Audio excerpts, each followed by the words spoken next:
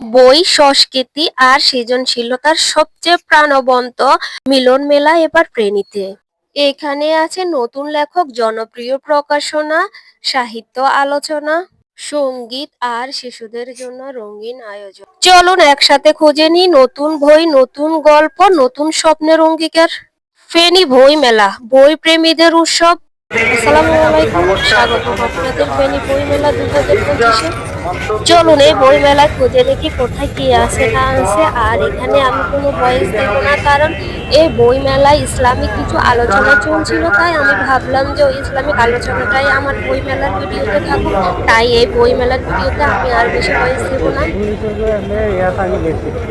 আজকের যে শিরোনাম, সেই শিরোনাম সিরাত। মুহাম্মদ আরবি সাল্লাল্লাহু আলাইহি ওয়াসাল্লাম যখন স্রোতের বিপরীতে সুস্থ মানবিকতা, সুস্থ সংস্কৃতি, সুস্থ সঠিক সভ্যতার যখন দাওয়াত দিয়েছেন যে দুনিয়াতে মানুষ একমাত্র এক আল্লাহর একাত্মবাদের ইবাদত করবে, তখন মানুষ রাসূলকে তির্যক মন্তব্য করতে ছাড়ে নাই। তো কঠিন মন্তব্য করেছে, তো কঠিন অবস্থা তৈরি করেছে যে রাসূলকে তার বাড়ি ত্যাগ করে চলে যেতে হয়েছে, জন্মভূমি ত্যাগ করে যেতে হয়েছে। রাসূলকে বলতে বলতে তারা বলেছে স্রোতের বিপরীতে যে দাঁড়ায় সে তো পাগল। রাসূলকে তারা পাগল বলেছে। ইনারাও যেটা আমাদের দেশে মুসলিম সমাজে যে সংস্কৃতি চলছে, অপসংস্কৃতি ছোবল, তাতে ওনারা দাঁড়িয়েছেন। ইনারাও এই ধরনের তির্যক মন্তব্যের মুখোমুখি হওয়ার জন্য প্রস্তুত থাকা আবশ্যক। বাকি হ্যাঁ, শেষ পরিণতি, শেষটা কিন্তু ওদেরই ভালো হয় যারা সত্যের এবং সঠিক পথে থাকেন।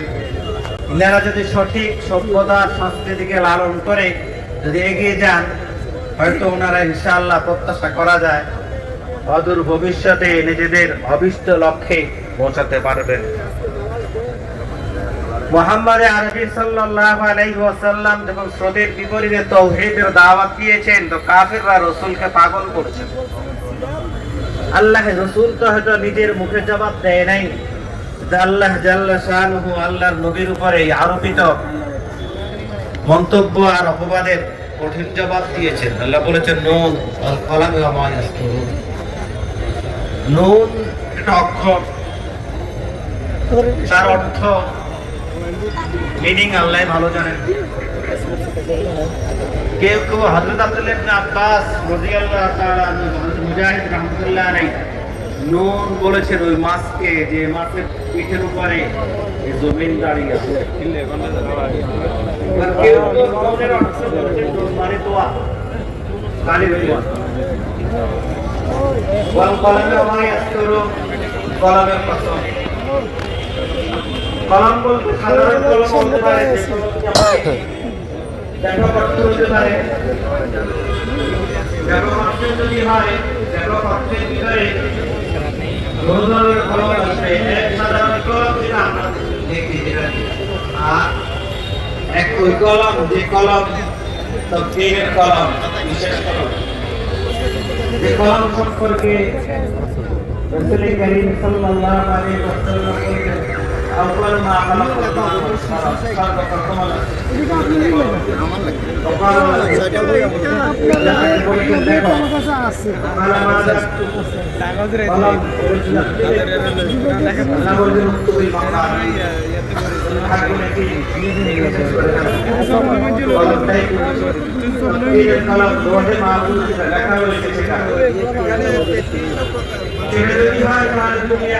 আল্লাহ সৃষ্টি জগতের প্রথম সৃষ্টি কলম, সে কলমের কথা।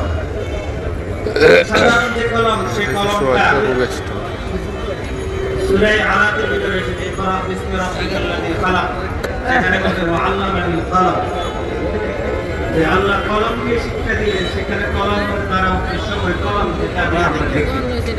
আরে ব্রেন ব্যাগ আল্লাহ কলমের কসম করে বলছেন, এই যে এটা আছে ওই সমস্ত ফেরেশতাদের কসম যারা সে কলম দিয়ে লিখেছে।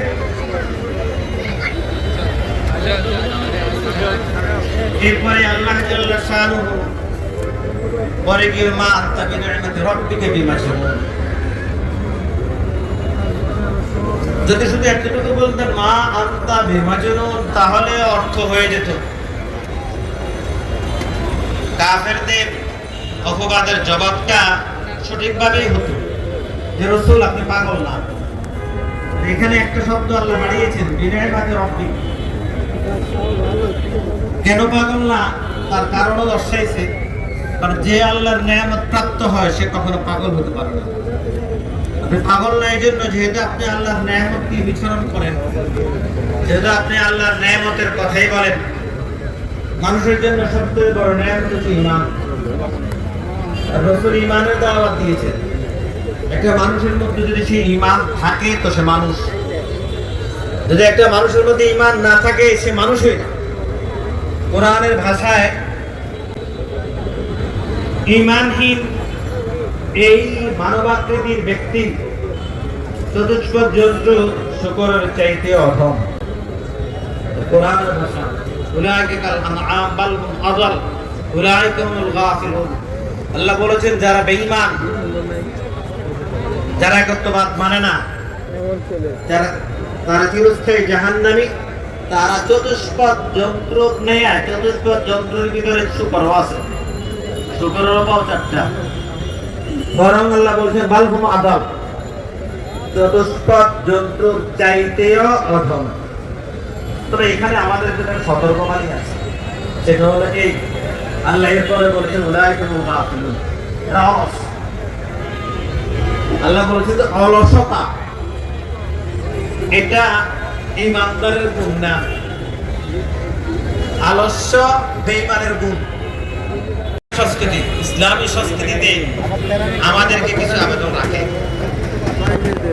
আমি ছোট্ট একটা কথা বলে শেষ করবো, সেটা হলো আমাকে পরিচয় দিয়েছে যেগুলো এর নাম রাকিব, আমি প্রতিষ্ঠানের মানুষ আমি দেখলাম কয়েকটা নামে পুলিশের একবার করেন কি নাম তো বাকি রাকিবই তো না, এটা কোনটা কোনো কমানো সমস্যা না, তো এটা ওরাই রেখে হবে না। শিক্ষক কাজের তেরামি করে।